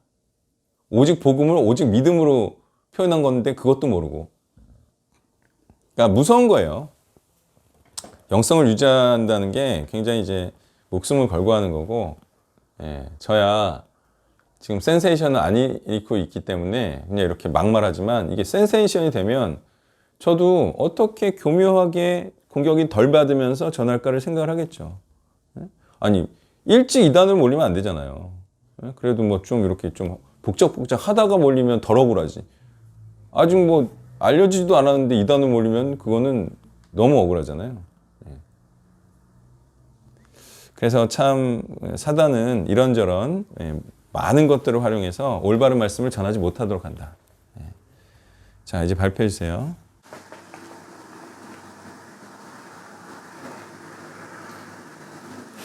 36장 좀 전반적인 걸 읽으면서 일요일 본문 36장 읽으면서 성막이 고되고 힘든 이제 성막 건축이 시작되는 그런 장면을 보면서 특별히 눈에 띄는 단어가 이제 연결하다라는 그 단어를 적었습니다. 연결하다라는 단어는 이제 연합하고 결합하다라는 그런 의미를 가지고 있는 것을 봤습니다. 연결이 되어야만 이제 하나의 덮개가 제작이 되고 틀도 어떤 아부가 맞아야지 제작되는 것임을 이제 알 수 있었습니다. 이렇게 하나의 이제 하나의 통으로 하지 않고 덮개도 나누어져 지어져야 했던 이유가 이제 장막이 이동을 했기 때문에 이렇게 접고 다시 세울 수 있도록 하기 위함이었다고 합니다. 그러면 이제 신약의 장막을 지을 시에도 여기서 얘기하는 그런 연합하는 것은 좀 중요할 것이다 라는 생각이 들었습니다. 말씀대로만 지어진다면 이런 유연한 연결이나 결합은 좀 사역을 풍성하게 하지 않을까라는 생각을 했습니다. 연합함으로 이제 부족한 부분도 서로 채워줄 수 있고 또 훌륭한 부분은 좀 나누고 배울 수 있는 시간이 되기도 하지 않을까 생각했습니다. 이상입니다. 자, 연합되려면 서로 다투지 않으려면 이제 뭐가 핵심이죠? 말씀 같은 거. 예, 이제 해석이 같으면 돼요. 뜻이 같고 의도가 같으면 돼요. 가만히 보면은 뭐 간사님들이 발표하는 거나 또 누가 발표하는 것 중에 가만히 들으면 이 세세한 거는 해석이 틀린 경우가 있어요. 근데 결론적으로는 뭘 위해서 그런 발표를 하는지를 제가 딱 하면 영이 같아. 목적은 같은 거지. 근데 해석이 조금 이제 이렇게 가가지고 이렇게 가는 사람이 있고 이렇게 가가지고 이렇게 가는 사람이 있어요. 근데 결국 목적이 같아. 의도가, 해석의 의도가. 그러면 불만이 있어요, 없어요? 그거는 불만이 없어. 근데 이렇게 가만히 보니까 예전에 왔다가 비슷한 척 하다가 틀려가지고 나간 애들 보면은 목적이 틀려. 그러니까 약간 사람 쪽이야. 그러니까 구원도 사람 구원시키려는 쪽이야. 충성하고 헌신하자가 아니야. 이런 거는 우리랑 영이 틀려버렸어요. 그래서 싸웠죠. 예. 해석 가지고. 저도 예전에는 되게 불편한 게 많았어요. 해석이 틀려. 이거는 뭐 누굴 위하자는 건지 그냥 어쨌든 틀려. 그래가지고 그때는 단도직입적으로 굉장히 많이 제가 찔렀어요. 틀렸다. 근데 요즘은 뭐 어쨌든 큰일 2번 겪고 더 이제 명확해지면서 아 이게 이제 우리가 지식이 조금 더 뾰족해지는 거죠. 정확해지는 거죠. 그래서 그런 해석들은 안 하는데 이제 뭐가 뭔지 안다 이거죠. 그래서 이게 뭐 연합하려면요. 다른 방법이 없습니다. 그냥 우리가 맞춰줄 수도 없고, 그죠? 그리고 뭐 생각이 틀린데 좋아하는 척을 할 수도 없고, 그리고 그런 사람들이랑 같이 하나님의 일을 할 수도 없고, 아니면 뭐 다른 단체랑 어느 정도 서로 눈 감아주면서 필요한 것만 이렇게 연합하고, 그런 거는 몰라도 단체 안에서는 그게 틀린 거를 뭐 이렇게 맞는 척 해줄 수가 없어요. 자, 결국은 영이 맞아야 된다. 의도가 맞으면 할 수 있다. 이게 연합의 방법이고요. 그러면 이런 경우 있죠. 싸우는 게 서로 성경 해석은 맞아. 그리고 뜻과 의도는 맞아. 이제 최근에 그러다가 떠나갔잖아요. 그 부부된 애 둘이. 너무 맞다. 해석은 맞고, 복음을 전하자는 건 맞고, 사역자를 만드는 게 하나님의 뜻인가 맞다. 대의가 맞으니까 우리 함께 하겠다. 이렇게 했거든요. 그 사단이 일어나기 2주 전까지만 해도. 그렇게 하다가 그럼 왜 이런 일이 일어난 거죠? 그 해석이 맞는데?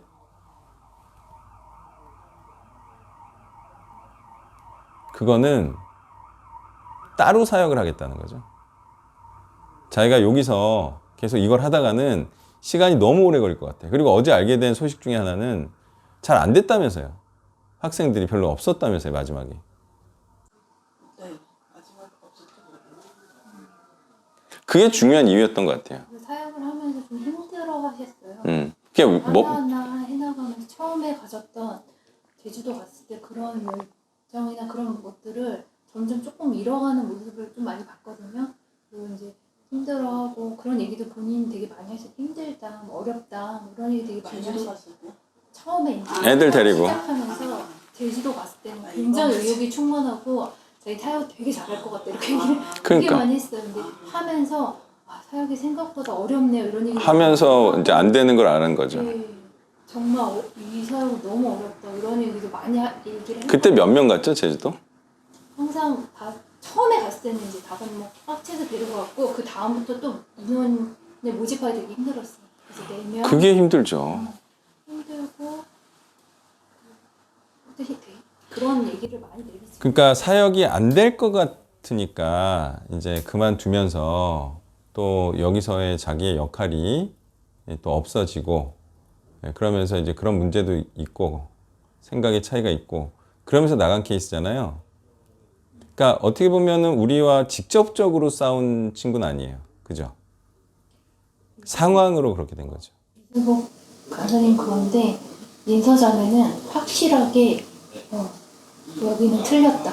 그 친구는 이제 자기의 입장이 또 첫 신부가 되는 입장이고, 젊은 이제 여자 입장에서는 이런 스타일은 안 되고, 또 특별히 결혼할 때 다 그래요. 제가 몇 번 말했듯이 시자를 빼려고 하는 거고 내 걸로 만들겠다는 거죠, 남자를. 그래서 제가 이제 소위 절대적인 어떤 그 통제권을 갖고 있다 보니까 그거 자체가 싫은 거고, 너무 어리니까 또 그렇게 비틀은 거고.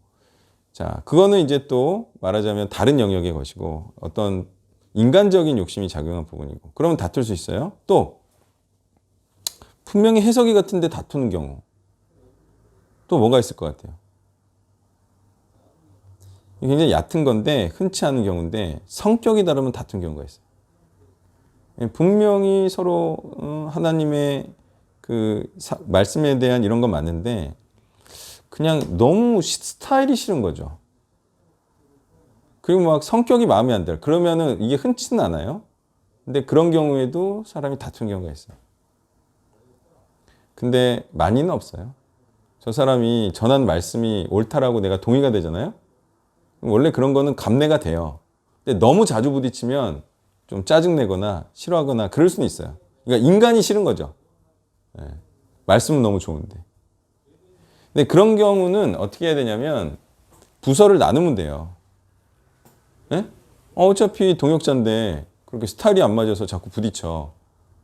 그런 경우는 좀 부서를 나눠서 스킨십을 적게 하면 되거든요. 그런 거는 그렇게 해결하면 돼요. 근데 반드시 떠나려는 사람은 영이 다른 거다. 이렇게 생각을 해야 돼요. 예. 하나됨의 원인을 말했고요. 하나되지 못하는 경우들을 지금 말한 거예요. 예. 핵심은 해석이 다르다. 그리고 의도가 다르다. 그러면은 헤어지는 게 맞다. 그걸 헤어지는 게 맞는데 굳이 자꾸 이렇게 같이 가려고 그러면 안 돼요. 그러면 그때 거기서 이제 우상숭배자가 계속 꿈틀거리는 거예요. 그러면 안 돼요. 예. 아쉬워도 영이 다르면 보낸다. 자, 또 보겠습니다.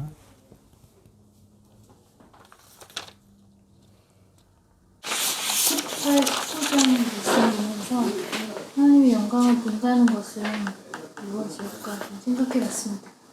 하나님의 영광이라고 하면은 여기서도 왠지 출애굽 탈출 시 경험했던 티안들과 같은 뭐 구름 기둥, 불 기둥, 홍해 도화 같은 그런 기적을 떠올리게 되는 것이 당연한 것이라고 생각할지도 모르겠습니다. 이것에 대한 하나님의 대답을 들어보면은 사실 왼쪽 성경 해설에도 나와 있듯이 모든 것은 보이고 하나님의 이름을 선포하는 것, 또한 은혜 베풀 자에게 은혜를 베풀고 긍휼히 여길 자를 긍휼히 여기는 일이라고 대답해 주십니다. 하나님이 하신 선한 일들을 알고 널리 하나님의 이름을 선포하는 것이다 라고 매일성경 해설에도 나와 있습니다. 하나님의 말씀을 통해서 알려주신다는 것으로 이해했습니다. 또한 하나님의 말씀에 순종함으로 행한 사역의 결과를 본다는 것으로도 이제 이해를 했습니다. 은혜 베풀 자, 긍휼히 여길 자들을 볼 수 있는 것은 말씀을 전하고 가르쳐 제자 삼음으로 할 수 있는 것이기 때문에 그 결과 역시 보는 것이고 그것이 하나님의 영광을 보는 것이구나 라고 생각했습니다.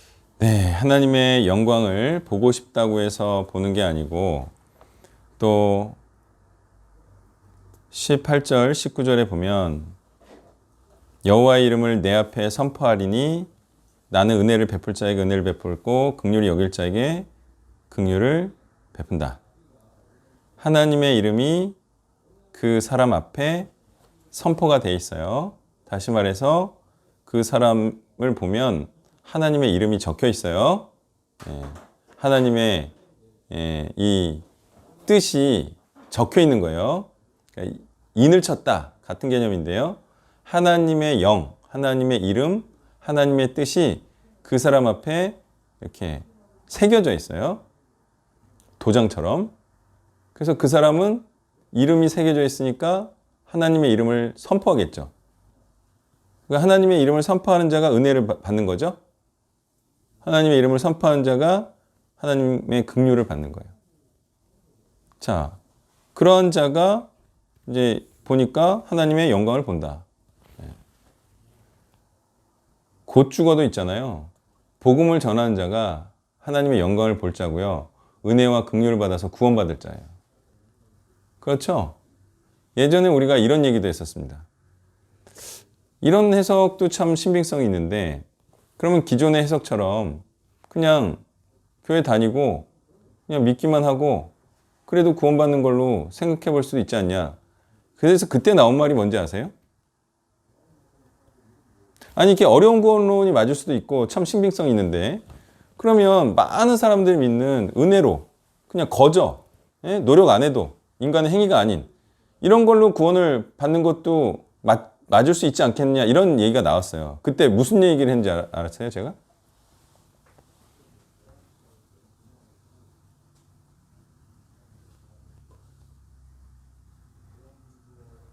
그래도 구원받고 안 받고인데 타이트하게 되는 쪽으로 하는 게 맞지 않겠냐. 이게 혹시라도 맞으면 망하는 거 아니야. 구원인데 천국하고 지옥인데 이게 신빙성이 조금이라도 있으면 타이트하게 가야 되는 게 맞지 않냐. 이런 얘기도 했어요 예전에. 네?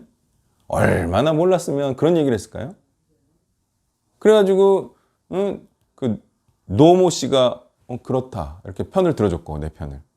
근데 얘네들은 다 쉬운 거론으로 다 갔고. 그래서 이제 그 노 씨는 중립. 걔 제일 어린 애였죠. 걔는 중립. 그래서 인정을 받았죠 걔가. 당시 막판에 중간에 핵으로 떠올랐지 걔가. 명의도 걔 이름으로 하고 여러 가지로 핵으로 걔가 떠올랐어요. 그 걔가 이제 맞다 이쪽으로 하는 게 맞지 않겠냐? 얘네들은 이제 이쪽으로 이제 포기하고 간 거죠. 어차피 지가 살고 싶은 삶으로 갔으니까. 그래서 얘는 노 씨는 아직도 몰라요. 모르겠대 자기는. 이게 맞는 건지 이게 맞는 건지 자기는 모르겠대. 아직도 중립이에요. 그러니까 그때 참 한심한 일들을 한 거예요. 그러면서 이제 그 여자 소위 집사들이 이쪽 많이 따라갔거든요. 그때 이제 한 말이 뭐냐면 걘 젊잖아 이런 말 나한테 했어요. 그러니까 아줌마들이 젊은 사역자를 좀 따라간 거지.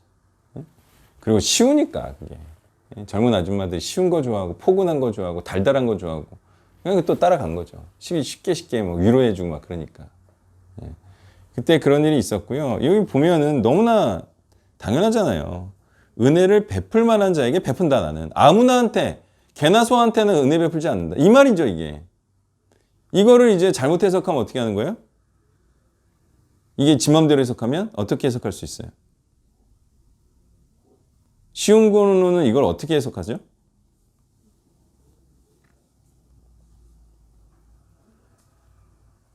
까먹은 거에 원래 몰랐어요. 어떻게 해석하죠? 쉬운 거는?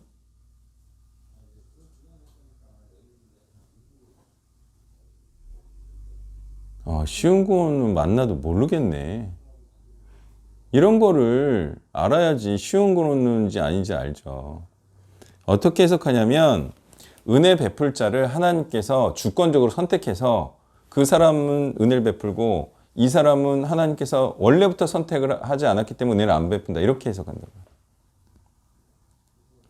이거를 우리처럼 하나님의 말씀을 받아서 순종하고 하나님의 말씀을 선포하는 자에게만 하나님께서 은혜와 긍휼을 베푼다라고 해석하면 이게 어려운 구원론이 되고 의로운 행위가 들어가잖아요. 그러니까 인간의 행위로 구원받지 않는 그냥 아무 노력도 없이 그냥 주권적으로 하나님께서 그냥 은혜로 이렇게 하려면 이 해석은 하나님께서 은혜 줄 자와 구원받을 자를 태초 전부터 선택을 했고 아닌 자들은 아무리 얘네들이 뭐 노력하고 뭐 지랄 발광을 해도 구원은 안 시킨다. 태초 전부터 정해져 있다.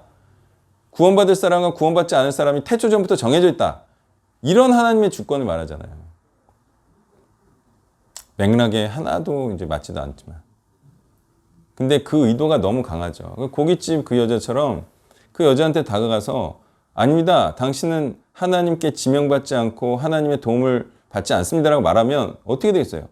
고기 판을 뒤엎겠지. 숯불로 맞겠지. 술병으로 맞겠지.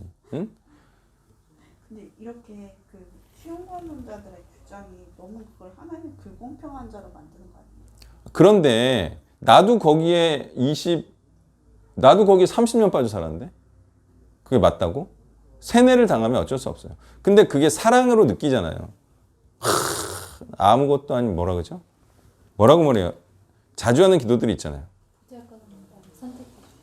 보잘것없는 나를 선택해 주신 것도 있지만 아니 그것도 있지만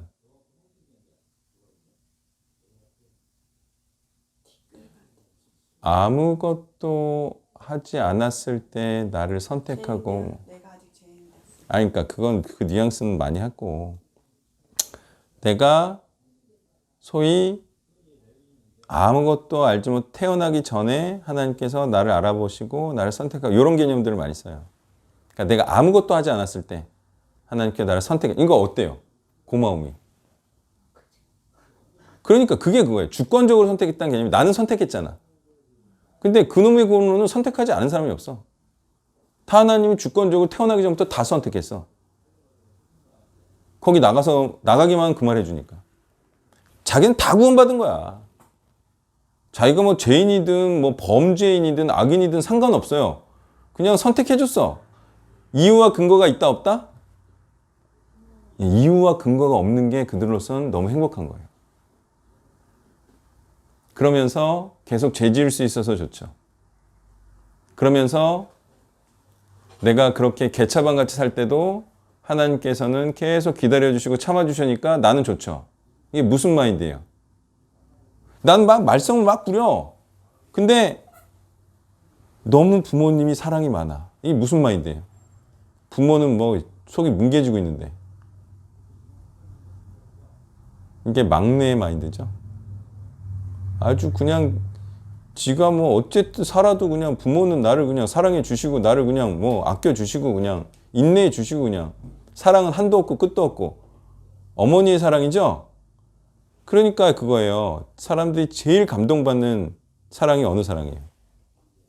끝까지 버리지 않고 끝까지 어머니로서. 그래서 제가 신학교 다닐 때 어떤 설교가 1등을 했냐면 뭐 이제 말도 안 되는 내용이었죠. 아들이 뭐 이렇게 해가지고 뭐 어머니를 죽였는데 뭐 어머니를 이제 묻으러 이제 가다가 어머니가 뭐 이렇게 뭐가 뭐 하여튼 머리가 떨어졌는지 하여튼 떨어졌어. 떨어지면서 어머니가 그랬다. 아들아 괜찮냐? 그게 1등 했어요. 그런 식인 거죠. 난 그거 들으면서도 야 저런 예화를 쓸 수 있다는 것도 참 신기하고 저런 걸로 1등 먹었다는 것도 신기하더라고요. 한없는 하나님의 사랑을 그딴 식으로 표현한 거예요. 공공의 적을 따온 거죠. 아 공공의 적이 있어요? 공공의 적에서 아들이 자기를 해쳤는데. 해쳤는데 그 손톱 자국에 그 숨겨주기 위해서 아들이 아닌 걸 숨겨주기 위해서 네. 그 어머니가 그 손톱을 네. 삼키고 삼키고. 네. 아 그러니까 그런 거지. 얼마나 감동이에요? 어머니의 사랑, 한없는 사랑, 내가 죄를 지어도 구원해주는 사랑해주는 사랑, 그런 사랑에 다 빠져 있는 거잖아요. 정확히 쉬운 거는 나는 죄인이어도 하나님께서는 계속 아파하면서 나를 기다려주고 끝내는 계속 죄인이어도 나를 사랑함으로 구원해준다. 이유도 없어요. 밑도 끝도 없어요. 성경도 없어요. 그냥 그런 사랑이고 싶은 거지. 그리고 사람들이 그런 사랑을 제일 좋아하잖아요. 하나님을 그렇게 만든 거죠. 감동 먹죠. 그런 설교에 감동 먹는 사람도 있다니까. 어머니를 그렇게 만들고 엄마는 속 썩어 죽어요. 그래 안 그래요? 근데 또 다른 게 있죠. 아버지의 사랑. 아버지의 사랑 어때요? 아버지들은요 마음에 안 들면 버립니다. 이번에 있다가 나간 친구 있죠. 그 친구가 그 케이스예요. 아버지가 버렸어요 얘를. 하는 행태가 보면 어때요? 있다가 그냥 나갔죠. 아무 이유도 없이. 우리한테 제일 고마워하고 제일 많이 먹고. 응? 아니 당신이 모르잖아. 치킨 먹은 건. 그 돈도 제일 많이 썼어. 근데 띡 가. 이 뭐야? 아니 그 아버지가 무슨 죄예요? 걔가 이렇게 자랐는데 예의 없고, 응? 지가 청년이면 그렇게 먹고 튀면 돼? 아니 왜 그렇게 사냐 이거. 그거는 제가 얘기를 들었고 얘기를 해줬지만 아버지가 이유가 있는 거예요. 자식을 그렇게 멀리할 정도면, 얘기도 안 할 정도면. 아버지 사랑 그래요. 응? 제가 파출소에서 있었던 얘기 해줬죠. 제가 파출소장 할 때 개차반 같은 40대 아들이 왔어. 근데 60에서 70대 아버지가 얘가 살려달라고 하는데 아버지 살려주세요. 나 이제 한 번만 용서해 주시고 뭐 파출소에서 나가게 해주세요. 무릎 꿇고 비는데 아버지가 단호하더만. 넌 내 자식 아니야. 그럼 단호하게 끊고 갔어요. 그냥 구치소 가야지 뭐. 그냥 개처럼 사는 거예요. 아버지는요, 이 가능성이 안 보면 버려요. 어머니 사랑과 달라요. 그럼 뭐가 맞겠냐 이거예요. 그러니까 하나님은 안 버립니까? 버리죠. 이스라엘이 몇백만이 죽었는데, 예? 바벨론에 의해서. 그 세대는 버리죠. 1세대도 버렸잖아요. 철저하게 안 될 것 같으면 버리는 거예요. 노아 홍수는 왜 있어요, 그러면? 철저히 버리고 새로운 자들로 시작하는 거죠. 그럼 얘네들은 버림받은 거지 얘네들을 끝까지 사랑합니까? 아니죠. 이스라엘 끝까지 사랑하신다는 거는 한 사람 한 사람에 대한 것이 아니라 이스라엘이라는 나라, 민족을 끝까지 포기하지 않겠다는 거지 이 한 명 한 명을 포기하지 않다는 게 절대 아니잖아요. 근데 사람들은 하나님의 축복을 너무 받고 싶으니까 구원을 너무 받고 싶으니까 말씀을 틀어서라도 하나님을 바꿔서라도 자기가 구원받는 쪽으로 이해하고 해석하고 믿어버리는 거죠. 자, 이제 20을 세겠습니다.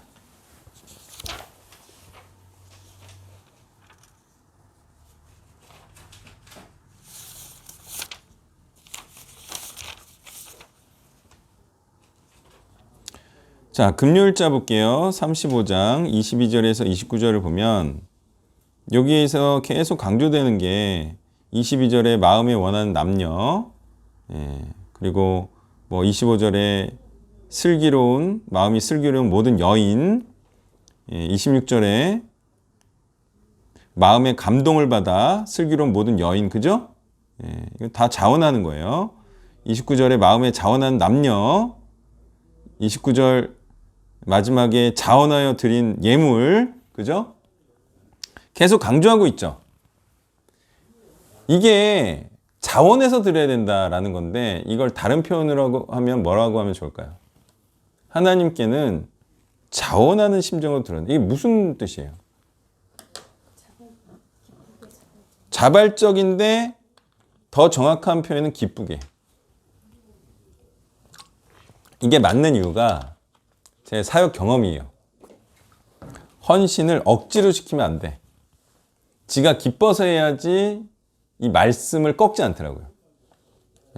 그래서 이제 강요 안 하기로 했다 이거예요. 기뻐서 해야 돼요. 자원하는 마음으로. 그리고 고난을 자기가 감내하려는 마음으로. 이건데 이게 뭐냐면 그 유명한 네 자유의지에 따라서 해라 이거예요. 네? 억지로 하면은 하나님께서 안 받으시니까 네 자유의지에 따라 네가 원하는 대로 해라. 이게 맞다 이거예요. 자, 그런데요. 또 자유의지에 따라 했다는 거는 이들이 바치지 않을 수도 있었다 없었다? 그리고 바치지 않는 자들이 있었다 없었다? 당연히 있었겠죠. 자, 그랬을 때 성막은 어떻게 되는 거죠? 못 짓는 거죠. 그러면 못 짓는다. 지금 짓기가 어렵다.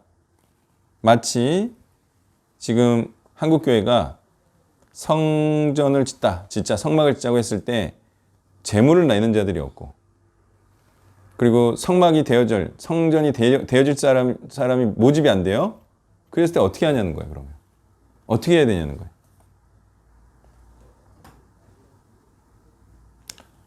뭐 동참 안 하니까 말아버릴까요? 그러면 하나님이 성막 만들려고 했는데 뭐 어떻게 해야 돼요? 방법이.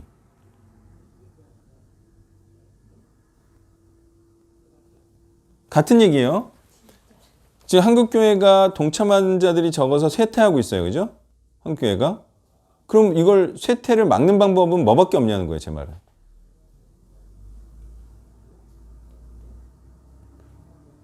막는 방법은 어쩔 수 없어요. 다른 방법이 없어요.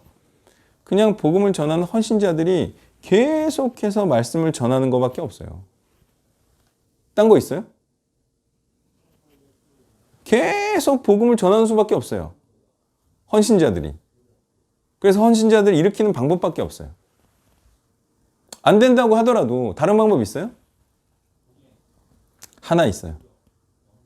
그게 보육원을 만들어서 그들을 말씀으로 어렸을 때부터 조기 교육해서 말씀에 헌신시키는 방법밖에 없어요.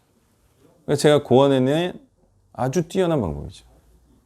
헌신자들이 안 나와. 그러면 고아원을 차려가지고 얘네들을 그냥 말씀으로 그냥 지지고 볶는 거야. 그래가지고 말씀을 깨닫게 해. 그래서 말씀을 전하고 싶은 사람이 되게 하는 거지. 오늘 보니까 승유가 목사 되고 싶어 하더만. 그죠? 그런 마음이 어릴 때 있게 하는 거하고 없게 하는 거하고 어떨 것 같아요? 굉장히 큰 차이가 발생하죠. 그래서 이 전략이요. 제가 개발해낸 거지만 굉장히 좋은 전략입니다. 차리기만 하고 들어오기만 하면 이게, 그래서 미래 한국교회와 세계교회를 일으킬 인재 육성을 하자는 거예요. 얼마나 좋은 계획입니까? 근데 아무리 좋아도 모든 걸 다 드려야 되고 힘들겠죠. 딱 세워놓으면 뭐가 힘들 것 같아요? 지금 애들 3명 모아서 노는 것처럼 그런 일들이 막 그냥 점조직처럼 일어날 거야. 얘네들 편먹고 얘네들 편먹어가지고 막 이렇게 막 다니고, 그죠? 뭐 지네들 좋은 거 아니에요? 좋은 거죠. 네, 형성이 돼야지 이게 클 때까지 쭉 가요. 그럼 어릴 때는 이렇게 놀고 저렇게 놀고, 어릴 때는 노는 나이에요. 신나게 위험하지만 않게 놀면 돼요. 그걸 물론 이제 관리하는 입장에서 힘들죠. 그래서 제가 힘든 게 그거예요. 그거를 이제 통제하고 야 노는 걸 좀 덜 놀아라, 좀 조용히 해라 이렇게 하는 게 힘들다 이거예요. 근데 괜찮아요. 그때 돈 주고 사람 쓰면 되니까. 예? 어쨌든 그런 일이 일어나면 우리가 참 그때 2021년 10월 23일? 22일? 22일 날 우리가 그토록 꿈꿨던 일이 일어났다라고 즐거워할 일이지 속상하거나 그럴 일이 아니에요. 예. 지금 우리가 애만 많이 있으면 너무너무 좋은 거죠. 걔네들이 뭐 중고등학생도 되는 거고 걔네들이 또 대학생 되는 거고 그죠? 예. 그러면 굉장히 행복한 거예요. 그렇게 아시고 하여튼 하나님의 성전을 짓는 일에 우리가 이것에 우리의 인생을 드린 것보다 영광스럽고 기쁘고 행복한 게 없다. 기쁘게 헌신해야 됩니다. 예. 기도하고 마치겠습니다. 하나님 참으로 하나님의 이 숭고하고 위대한 뜻에 우리의 모든 것을 드리길 원합니다. 그러하실 때 마침내 하나님의 임재처가 확장되며 또 많은 사람들을 구원과 축복에 이르게 하는 하나님 이 위대한 하나님의 계획에 우리를 미력 하나마 사용하여 주시고 우리가 하나님의 뜻인 하나님의 성전을 넓히는 하나님의 나라를 확장시키는 하나님의 기뻐하시는 자녀로 살아가길 원하며 예수님의 이름으로 기도했습니다. 아멘.